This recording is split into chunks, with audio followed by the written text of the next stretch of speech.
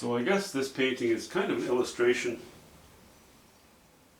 how trees are not poles with leaves on top and a few sticky outy branches here and there. Everyone's kind of got its own personality.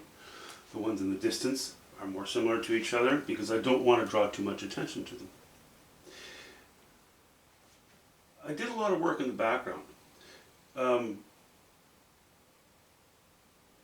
There's so much, again, standing up and putting a few strokes on and sitting down and looking at it that I didn't bother to film it. But I've added more yellow into here. Once I had this intense yellow here, I realized I had license to lighten up the top area. So I used yellow ochre, a hint of burnt umber, no, Van Dyke brown rather, and a little bit of alizarin crimson to keep that yellow ochre kind of warm. In places, not everywhere. This line across here, I had a line that was pretty straight, running right across with the orange and the yellow.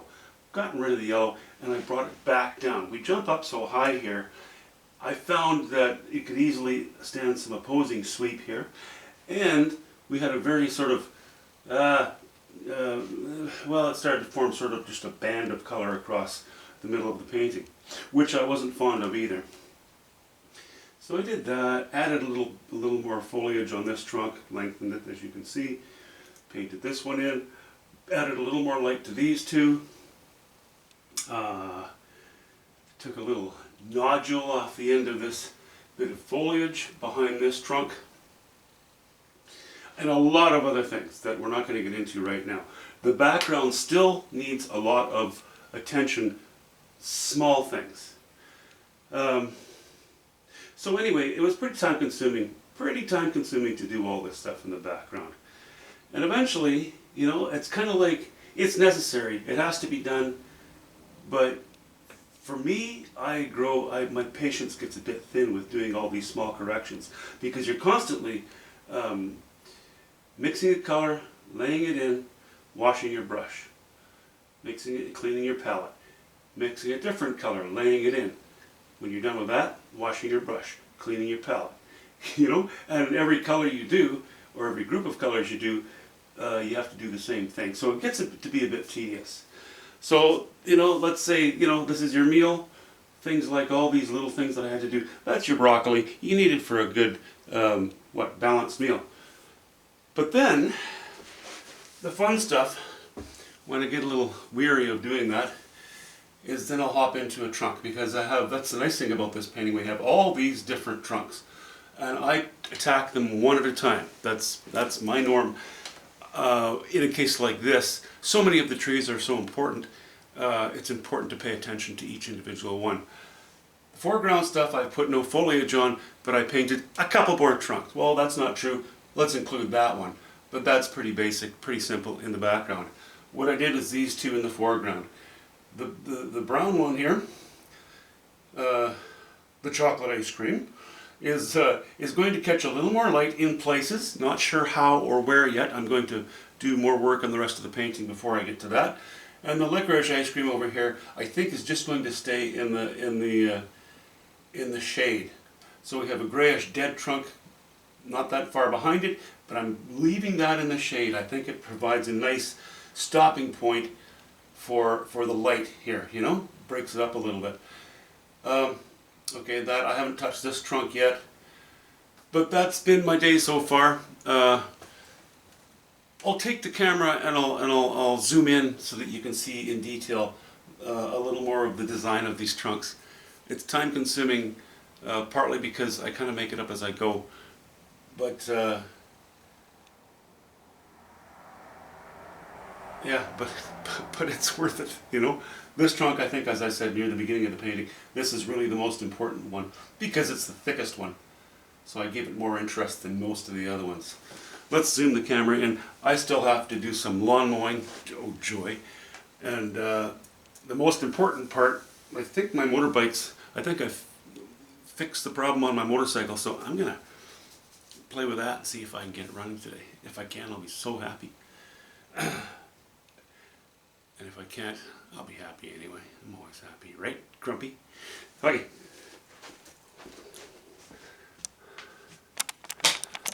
Let's do the zoomies here. just for the trunks.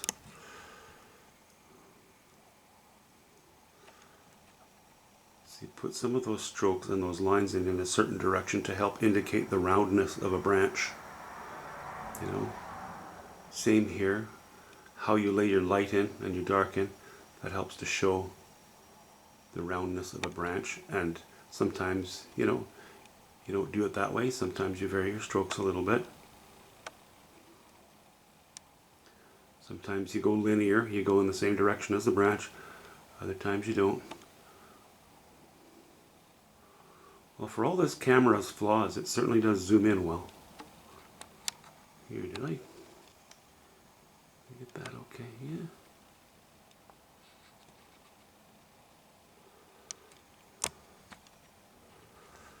Okay, top to bottom on the main trunk.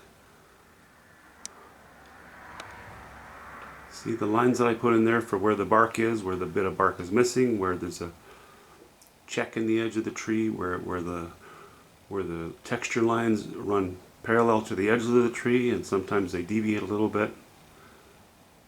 A little bit of shadow under that clump of foliage. Foliage needs to be painted still. Bit of a knot there on the left.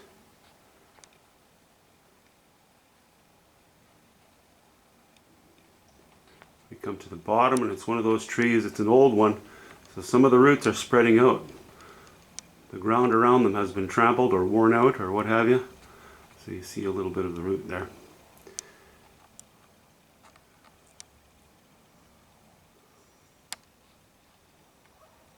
And then this guy. You know, even these two trees, both of them still get the odd brush stroke. A little more attention. Now I haven't gone paint over paint over paint on these trees. I've been very careful about where I laid my brush strokes in, you know, the values.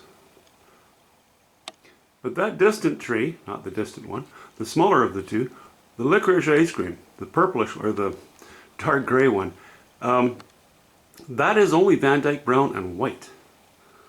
Only two colors I used on there. Sorry, white's not a color to you persnickety people out there. Don't bother telling me, I know. And the main trunk here, that is burnt sienna, ultramarine blue, titanium white, just the odd touch of alizarin crimson and raw umber, but very, very, very little. Might not even be noticeable. Anyway, that's those two done. I like that better. We still have this massive orange. It needs a little bit of qualifying. Part of it's behind one bush, part of it's in front of another. That's going to, excuse me, take a little bit of playing around. If I get much more done on this today, if all goes well with my chores, I'll video my further progress if it's worth it, and I'll put it up Sunday. Other than that, have a great weekend. We'll talk to you soon.